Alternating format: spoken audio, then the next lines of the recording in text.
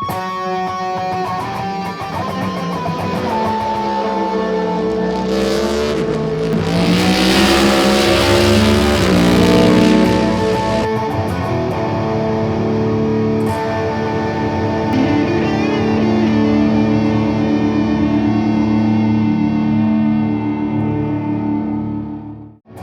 going on, y'all? This is Josh from Team Super Shoe, and welcome back to another episode of The Shoe Show. We are not talking about UGG boots as winter is coming. We are talking about the one and only Corey LaJoie, the shoe of NASCAR, and just anything NASCAR related. Super stoked that you guys are here once again. We're going to be meeting with my buddy Andrew Miller.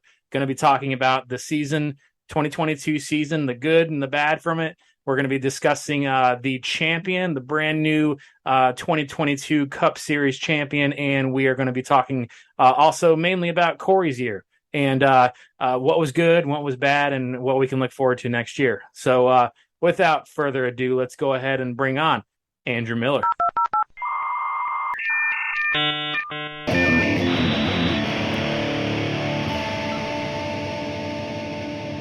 All right, y'all, we're hanging out with our buddy Andrew Miller. Andrew, how are you, man?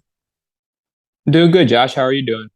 Good, man. Good. I appreciate you coming to hang out with me and catch up a little bit. It's been a while since we talked, and it's been a good season. I wanted to bring you on to kind of just chat about the 2022 season. And we just got done, literally just got done watching the Phoenix race. And congratulations to Logano and all of his fans. And I wanted to know, man, what do you think of Phoenix? And do you think that Logano is deserving of the second championship? I think it was a pretty good race. In the end of the day, I think the 22 team earned the title today. I mean, they dominated the other three cars that he had to compete with, and it really wasn't even close. So the way the format's set up, this Phoenix race is the only thing that matters once you get there. So congratulations to the 22 team, and they earned it.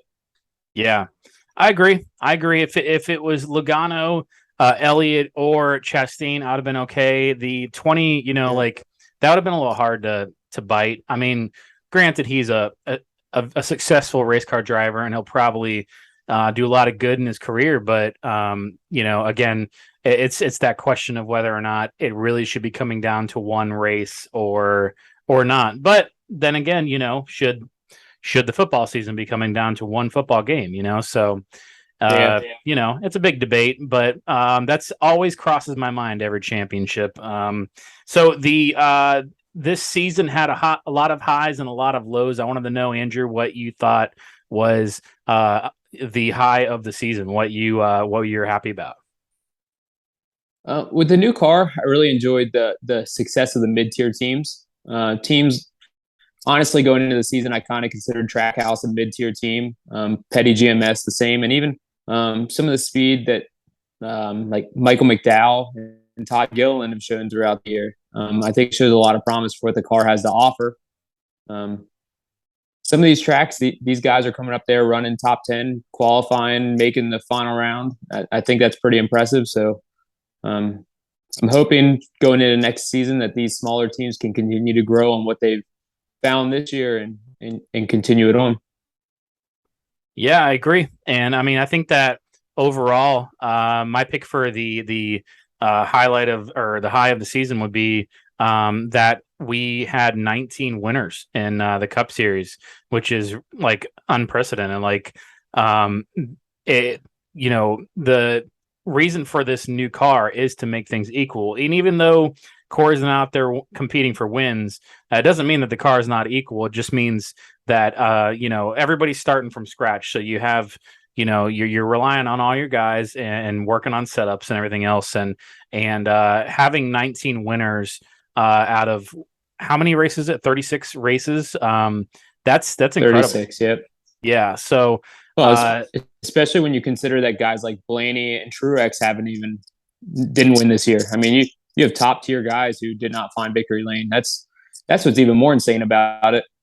Yeah, crazy. So that's definitely really cool. And also talked to him like my buddy from France, Morgan from the page. He was talking about how that alone is proof that NASCAR is the top racing, pro league, over IndyCar, F1, anything that he's saying that the fact that there is 19 winners, that means that you have 19 guys, you have 19 plus guys that are able to win every single weekend. And a lot of these other leagues, you have maybe 5 to 10, you got a handful of guys, and then the rest of them are kind of fillers. So I just thought that was pretty cool. And the season had a lot of good races and a lot of disappointments as well. But wanted to know what your favorite race of the year was. The second Atlanta race was by far my favorite. Just to be able to see Corey up there in contention, and honestly to dominate that last stage the way he did. And there's nothing better than seeing your guy up front. It doesn't matter who you support, but wasn't the result I wanted. But all in all, I mean, the amount of TV time Corey got and just the pure good run he had, it by far was the best for me. Yeah, it was definitely exciting, and it sucks the way it ended up, but it's just impressive to see him up there for so long. And my pick, I have actually two. So my number one pick is Darlington, the Southern 500. It was a very plot turning race with Kyle's engine blowing. You had he was leading with 24 to go, and then his engine blew under caution. You had Harv's rocker panel catching on fire, and his crappy parts interview, and there was just great close racing, which honestly I guess I wasn't really expecting, because I do feel like although Next Gen has done a lot of good, it also has really hurt the short track races. And I feel like, I guess, Darlington's not a short track, but it always has that feeling. It always has that close, rough racing. It was cool to see them still, people were losing control, just going in a turn, nobody touching them. They're just, and it's great to see the cars being on the edge like that. And Eric Jones ended up winning. He beat Hamlin, which is another, positive of, seeing a small team, like you said, beating a major team.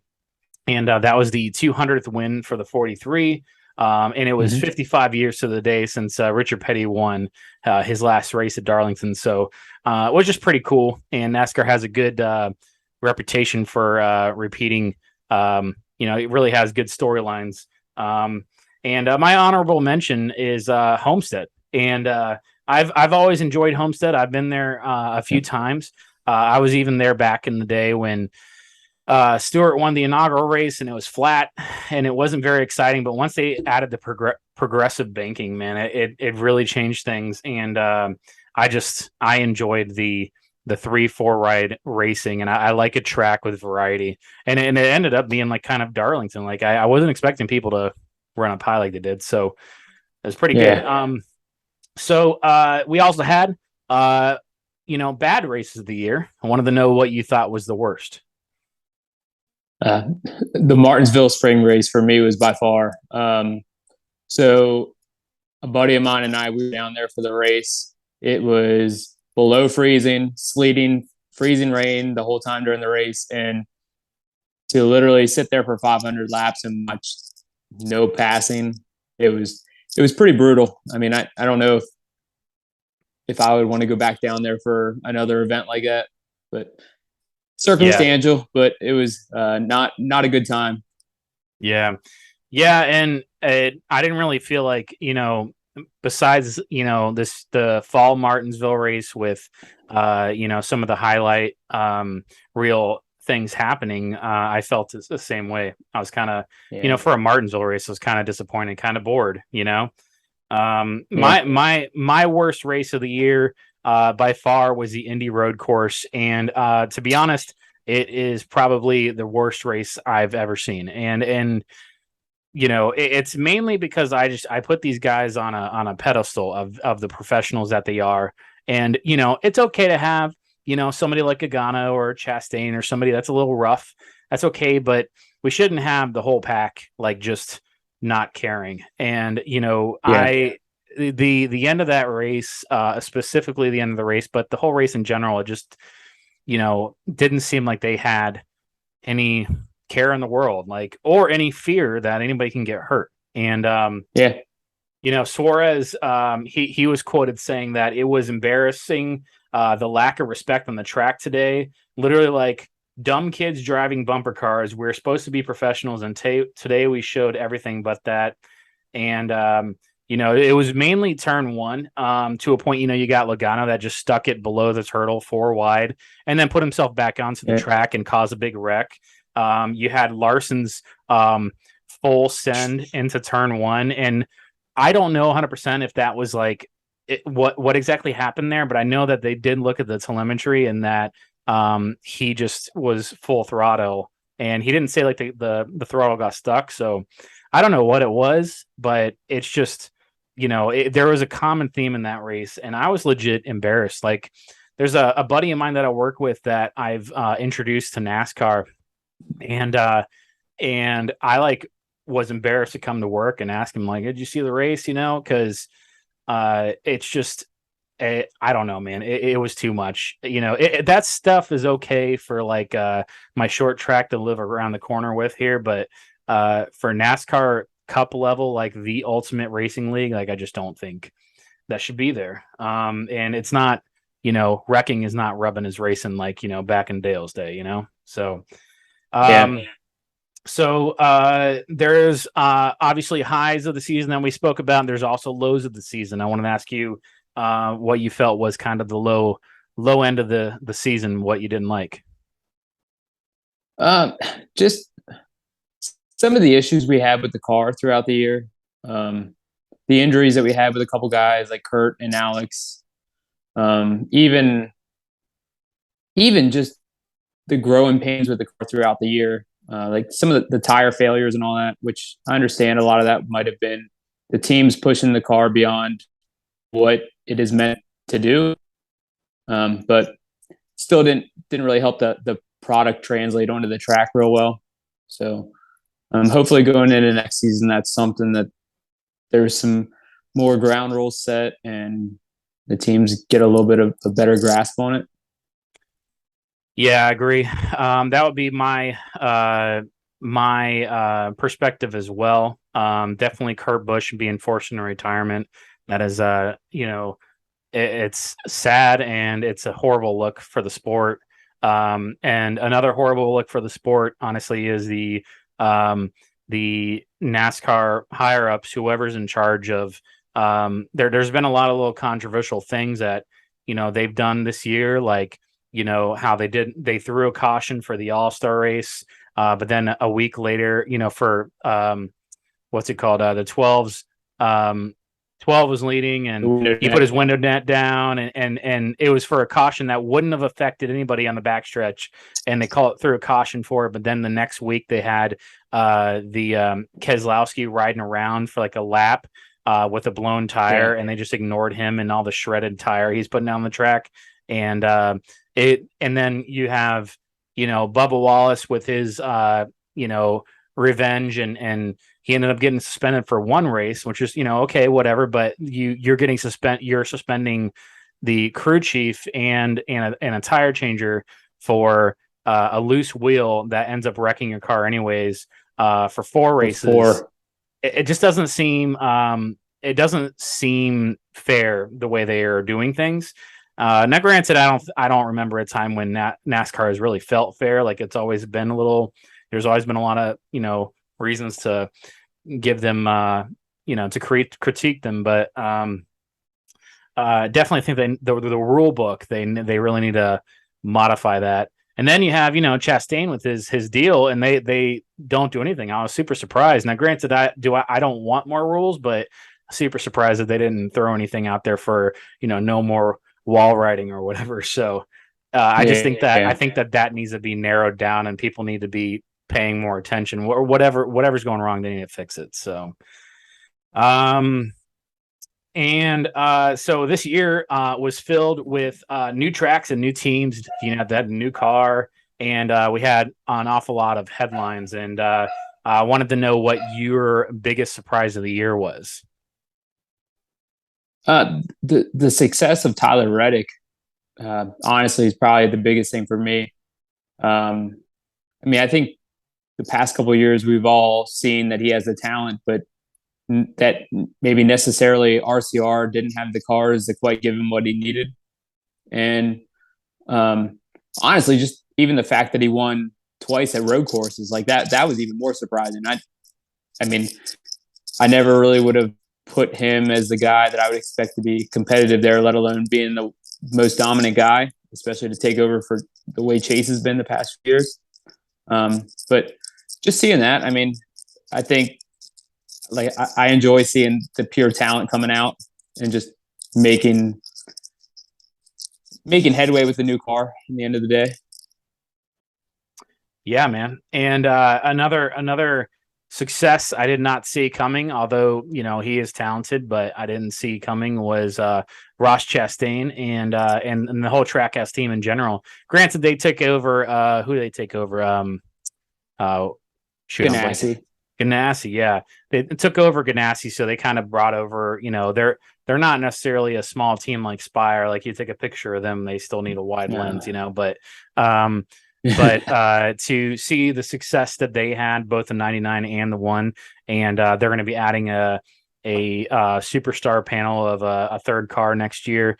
And on top of that, you had Chastain's crazy move on at Martinsville, the Hail, was it Hail Melon? Is that what they're calling it? Hail Melon, yeah. Yeah. So but that, like that, and I never thought I would be in a racing season, and I've been watching forever. Like, I never thought I would be in a season of NASCAR that I would both be put off so much that I just didn't want to watch the week after, which was after Indy Road Course, just because I just felt embarrassed to be a fan. And then watching just one move in one turn that made me re-love the sport, and like he made me a fan, and like that was amazing. So and on, if he's telling the truth in his interviews, he's saying that he didn't plan it, he didn't do it in his testing on the what it's called, where the video game testing on the sim. Sim, whatever. He didn't test it at all. He literally just thought it. That's what he do, and he did it just like at the Indy Road Course when he just drove off the track onto the to the side. And but I guess that's just the kind of guy he is. He just kind of went with instinct and did it, and it just paid off. Yeah. So and my last surprise for the season and was Kyle Busch and his story, and we still don't really know it, and I'm hoping someday there's some type of like behind the curtain story that comes out, because Kyle Busch it's not like he's washed up and he's like Jimmy at the end of his career, where he was just kind of riding around. You have Kyle Busch going to RCR next year, which nobody would have ever expected with his problems in years back, and dude has 224 wins in all of NASCAR, so all the different series, and 60 in Cup, and he even got one win this year with Gibbs, and I'm ultimately wondering if it's some type of like secret hidden agenda. I don't know if it's like a Ty Gibbs thing, or I don't know what the deal is, or maybe there's like there has to be some dirt that we don't know. So I'm looking forward to that, like ESPN special someday. Yeah. So. Well, just Eminem's leaving the sport though. Like, it almost makes me wonder in reality how much money they're putting into it that Gibbs couldn't come up with enough to keep Kyle Busch. Yeah, man. I don't know. In general, I don't see how sponsors really profit off of NASCAR. Like you put in so much money. I don't know if you truly see like a payout, but no, but I don't know. I have no idea. I mean, so. All right, well, let's move on from the year overall and the champion. And I kind of wanted to talk about, of course, Corey LaJoie's year. So my biggest surprises that I thought were interesting, I didn't expect. was the Bristol dirt race. He finished 19th. I didn't expect, honestly, him to be that high, considering he does not like the dirt race. And Roval, he finished 14th. Spring Martinsville, I did expect him to do well, and he finished 32nd. However, he did qualify great, and just the past week or two ago with the fall Martinsville race, he qualified 14th. I think he finished early 20s, but and the most surprising thing of all, seeing his kind of the Roval controversy, where you had the Roval in itself was full of wrecks, and then you had the whole Suarez beef where he stopped him after, or Corey went up to him after the race, and they kind of had to talk it out. And then you have those kids that can't come up and try to get autographs while they're like, about to throw fisticuffs. So Andrew wanted to know, like, what was your surprising moment for Corey this year, good or bad?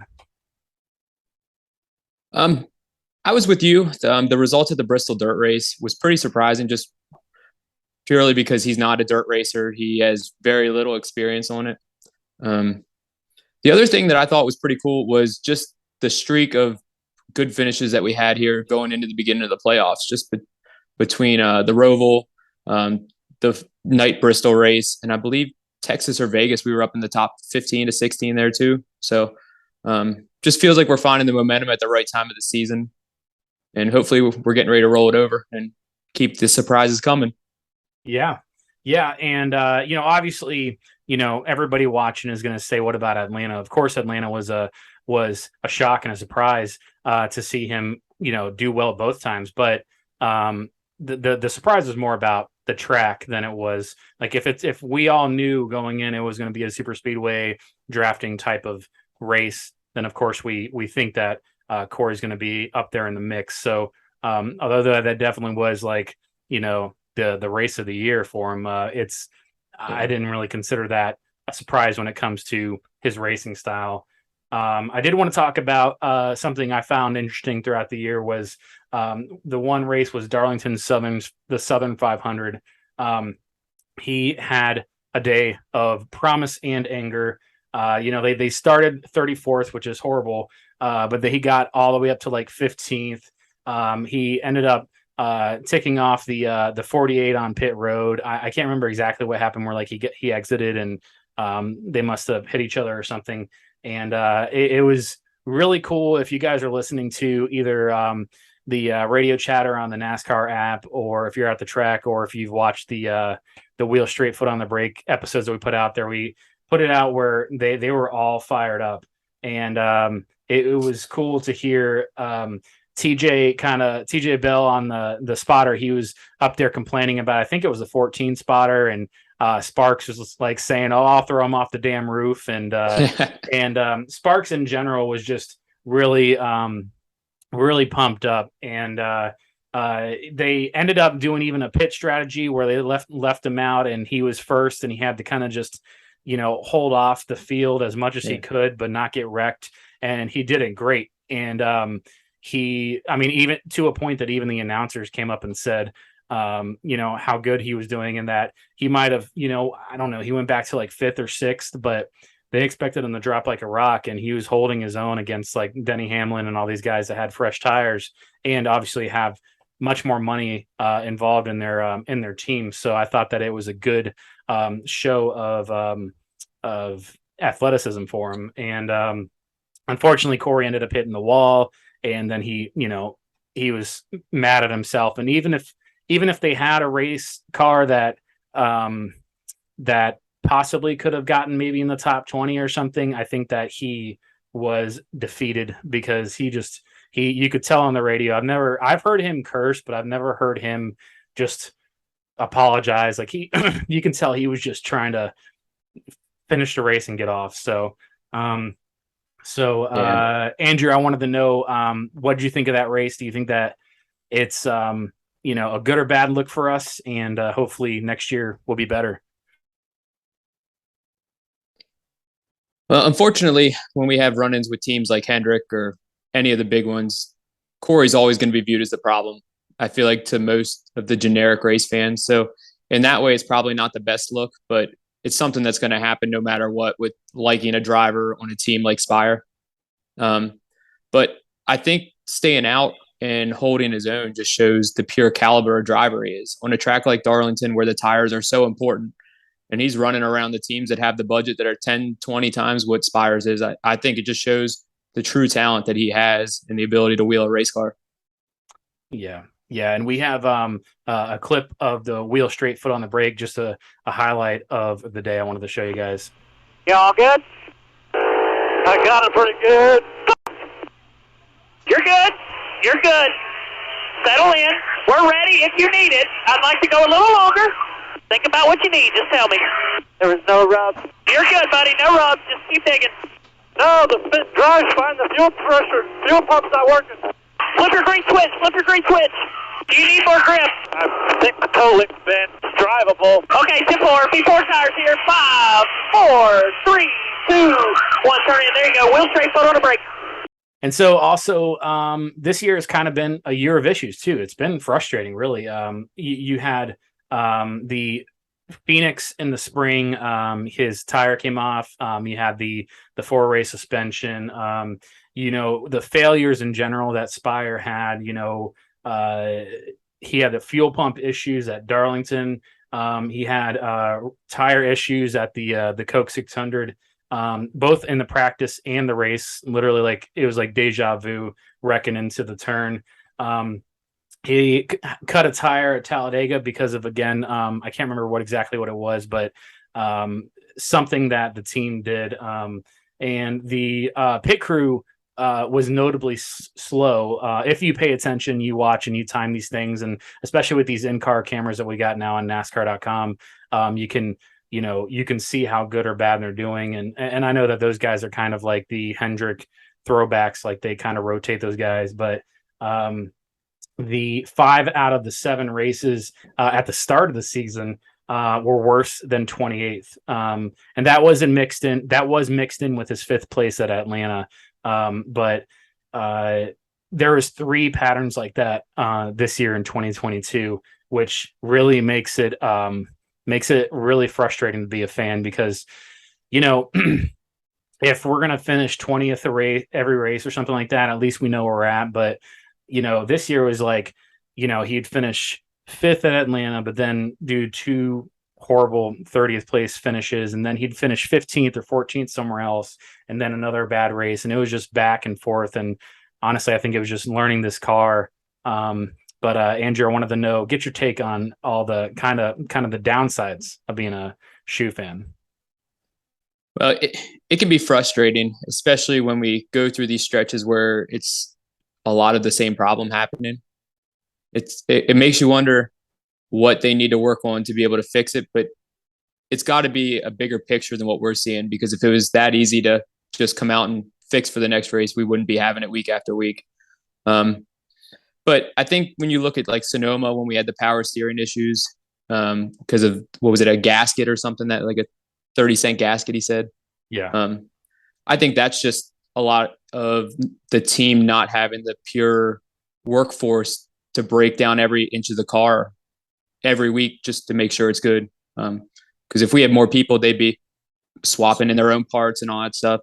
So the manufactured stuff like that, I think they're kind of just put it on and hope it holds up. And that was an instance of it just didn't happen. Yeah.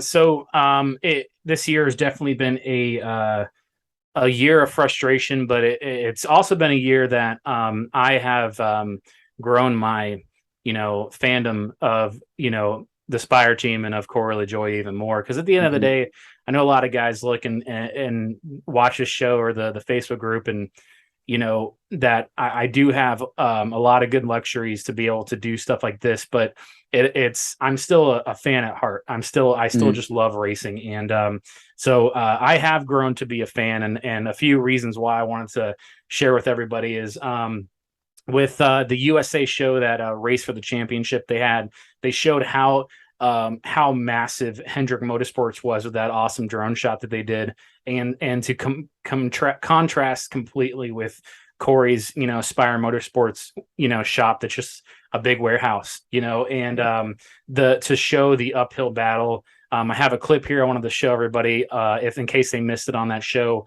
of Corey's passion and his speech on the show. Is everybody all right, TJ? You got them all. You gonna get this show started? This is not a job, it's a lifestyle. You're not a cashier at Lowe's. It's not easy. Feelings are gonna get hurt because they should, because you should care enough to be here, because you should be working hard enough that your fuse is probably a little short. That's what happens to everybody this time of year. One day you're gonna be ready to damn throw your down and walk out. Because if you're not, then perhaps you don't want to be here hard enough. Like, that's what happens when you work somewhere that you love to be. What we are asking of all of you guys here is no small task. And we all knew what we signed up for, myself included. After the LCQ, man, I wanted to like tuck my tail and cry, man. It hurt. I was walking to the car and I was like opening the door of the rental car. And I was like, no, like, I'm gonna watch this thing and make it hurt a little bit while those other guys have fun and race. And I was pissed off, down on myself. All we need is what we have right here, boys. I'm in it here with you. We're all in it. We're all gonna dig down deep and grind, man. So let's go down to some sunny weather and to start this year off strong. This year has shown kind of, I almost feel like it's a new era of racers in NASCAR Cup, because there's almost like an over aggressive, like less respect racing on the track. And I mean, it's entertaining to a point as a fan, but I don't know if it's really good, but I see the contrast between that and Corey LaJoie, who gets wrecked or whether or not you say he got wrecked or he just made the wrong move at the last lap of Atlanta. But he was the most humble driver that ended up bringing in a ton of fans because of his personality. That not only he made a great post-race speech about, how humble he was and how honored he was to even have a chance. And then he went into victory lane and, hung out with the 9 team, and it just showed his character, which is amazing. And again, it's just a contrast between a lot of the racing this year that really just is lack of respect for the garage. And Spire Motorsports does a lot with a little. They really should not be contending the way they've been contending, and the way that, like I said, Martinsville, they qualified 14th. Corey has said time and time again, we have a 30th place car. So not only should we not be qualifying, but we should not be out racing some of these teams. And on top of that, Corey's faith. I have this video here I wanted to show everybody of, the motor racing outreach, the Sunday things that he's been doing. Father, we come to you today with thankfulness. Thankful for all the blessings you put in our life each and every day.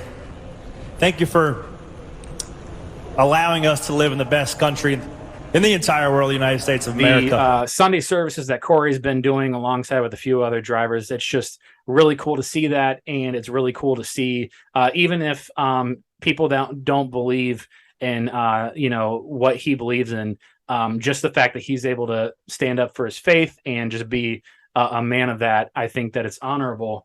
And on top of that, he's just a charitable guy. He, his kickball classic, he literally did it for raising money. There's no other ultimatum. It's like they're just raising money for Samaritan's Feet, the Y, anything else that was involved with that. And I just think that's really cool. And this year I was lucky enough to be able to meet a lot of cool people, both on the show, and I got to go hang out at Daytona in the pits. And I chatted a lot with Roy Gandel, the engineer, and who I'm hoping to have on the show soon. And he really again expressed how much their team, how much they spend versus somebody like the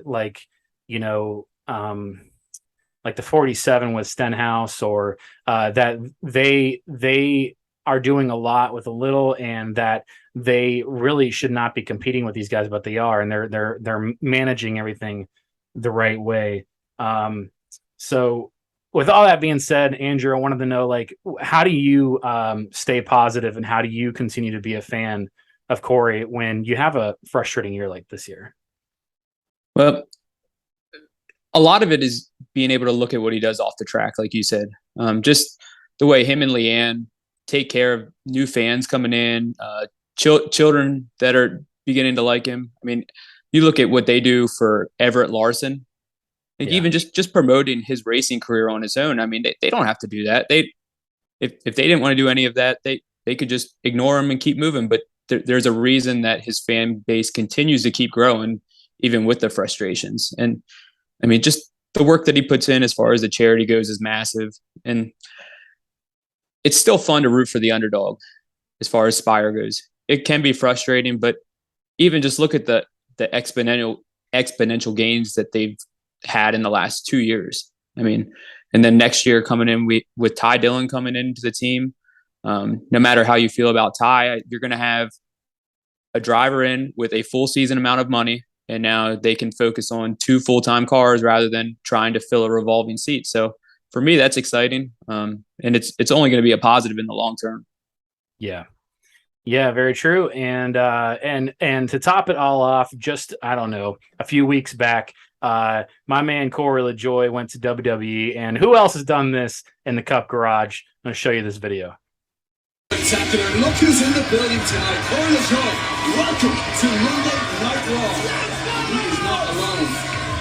So, that was a proud moment for me. You and I are both wrestling fans, Yep. and I am truly happy that he found his inner Stone Cold. It was Stone Cold Corey LaJoie. So, and then it shows Dale Jr. is like, yeah, I'm glad to be here, So, and this year, once again, Spire has, some of the best paint schemes on the track, which is definitely a plus. And Andrew, wanted to know what your favorite paint scheme of the year was.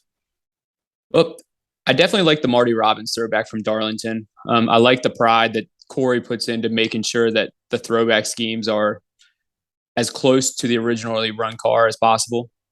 I was a big fan of all the race schemes. That just the whole different spectrum of colors and schemes that they were able to put on the track was awesome. And I know you and I have had this a little bit of a debate over time, but I really like the new Schluter car. I liked it more than the Flames car last year, but I was heartbroken when I saw the Flames go away. It's not a bad car. I mean, this year is a good car for the Schluter car, but I like a clean paint scheme, or a bright neon colored paint scheme. Yeah. But there's so many dark color cars out there that I like to stand out a little bit. So I felt like that flame scheme was perfect, but it's all good.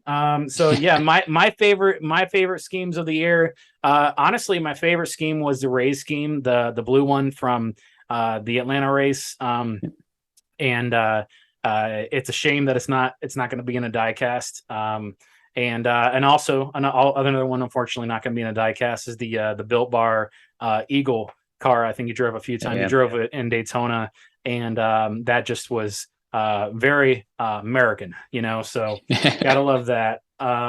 So, and speaking of Daytona, wanted to chat about, of course, a small team's success is always going to be at super speedways. I want to talk about his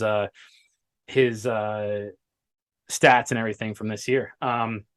You had the Daytona 500 where he kind of played the conservative role of finishing 14th.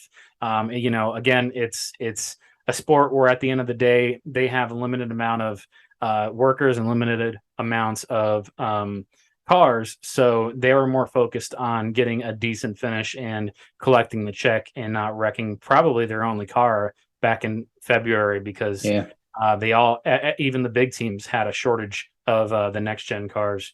You had Dega in the spring. He finished 14th and he got spun at the finish line. He probably would have finished maybe a couple of spots better, but at least it looked cool finishing. You got the Daytona race in August where unfortunately he finished 30th, but he led a ton of laps that weekend.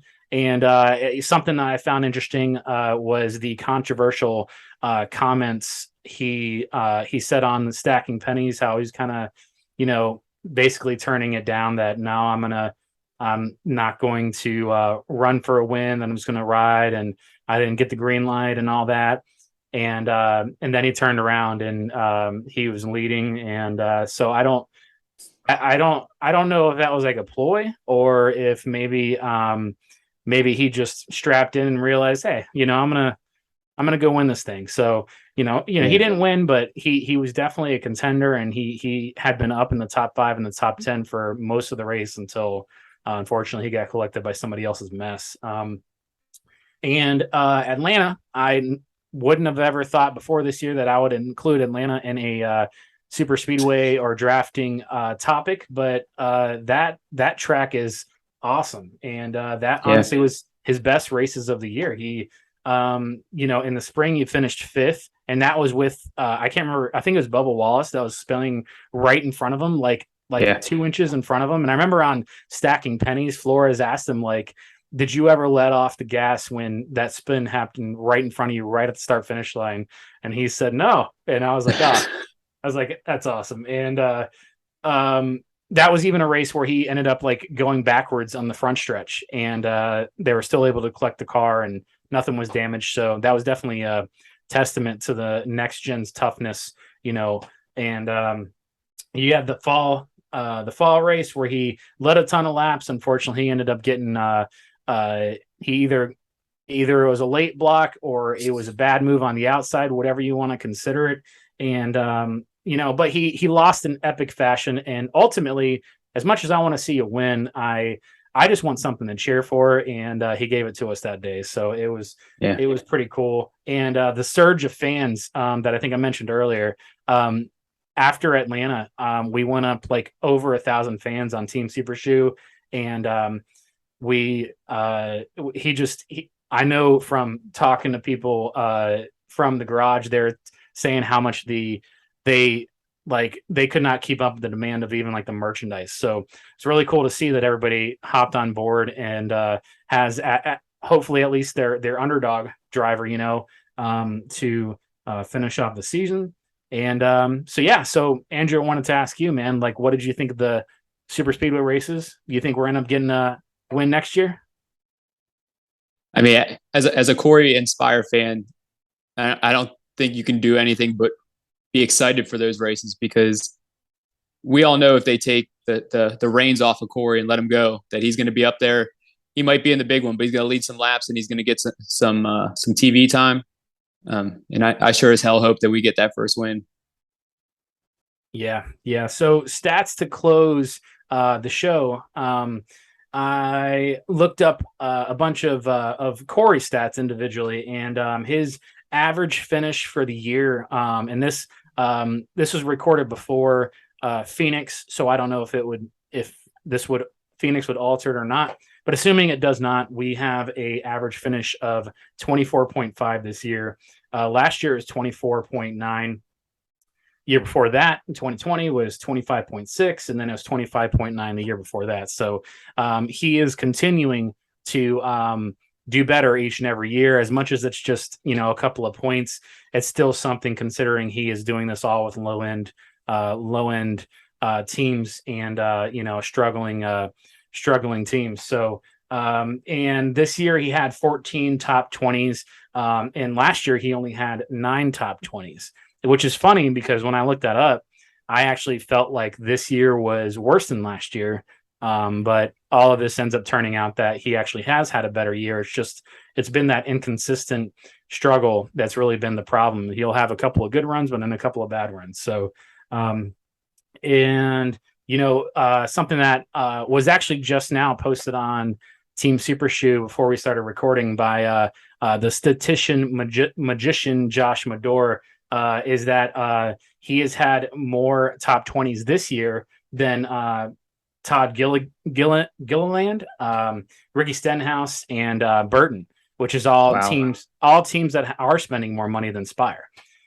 So granted, that's not a Larson or an Elliott, but that's still an accomplishment to have more top 20s than those guys. And like you said earlier, the playoffs. Now, again, this has been written before Phoenix. Hopefully, it's another good stat for us. But there's only been 2 out of the 9 races that we've had now where he's finished worse than 24th, which ultimately their goal, I imagine, is to be in 20th or better, but their equipment and their team, everything is kind of like you're a 30th place car. So that anything above better than 30th is really their plus, their, stacking pennies type of thing. So he's done well in the playoffs, and it has been a good stride to include a few that's been in the teens for his finishing position. He has led 31 laps this year, which is double what he finished the year off with last year. And then not cup related, but he won the Whelen Modified just a week or so ago at Martinsville. And, just cool to see that. Hopefully that ignites a little bit more of, a fire in him. I mean, not that he's not, doing 110% every weekend, but it has to be nice to, feel that feeling when he's, so used to dealing with struggling cup cars. So Andrew, what'd you think of this year? Ultimately, do you think it's a plus? So you're going to look back and be happy about it, or was it just nothing but frustrations? I think it's a mix of ups and downs. I mean, I think the higher end of our good days have been better than they've ever been. It's just the frustrating stretches of finishing 35th, that kind of thing. But if next year, if we take half of them and turn them into 27ths, we're sitting right around 25th, 26th in the points. So I would like to see him. I know this is kind of off topic a bit, but I like to see him run more of those modified races next year, though. Yeah. Even just to give him the confidence. And I honestly, I really like reading some of the comments that from Victory Lane. Did you see about Tommy Baldwin calling him a hack? And then Corey told him he could come wind his clock anytime he wants. Yeah. He said that on the Stacking Pennies too. Yeah. I would definitely enjoy that. I think it's definitely a mixture of both getting experience. I don't know how much modifieds are comparable to the cup cars, but even if you were to do Xfinity or trucks or whatever, I think it's a balance of whether or not he finds it worth it, on top of also, wanting to be home with his family, because that's just more training, more time, more going to other shops, and that's doubling your work. So I don't know if he'll do that or not, but yeah, the more experience that he can get, the better. Or maybe the confidence. Or maybe even jumping into something that's completely like a once a year thing, like start doing, IMSA or something with like road courses, because that's something that he's not too familiar with, or go do dirt races with Kyle Larson, things that'll get him outside of the box a little bit, that will, round him out a little bit more. But all right, Andrew, well, I appreciate you coming on the Shoe Show, and just appreciate your friendship, man. And it's been good talking to you and catching up a little bit. Yeah, I appreciate you having me on, man. It's always a good time. All right, brother. See you. See you. Andrew, once again, thank you for coming on the Shoe Show. It's always cool to talk to you and get your perspective, and good to just catch up a little bit. So other than that, guys, thank you again for watching the Shoe Show.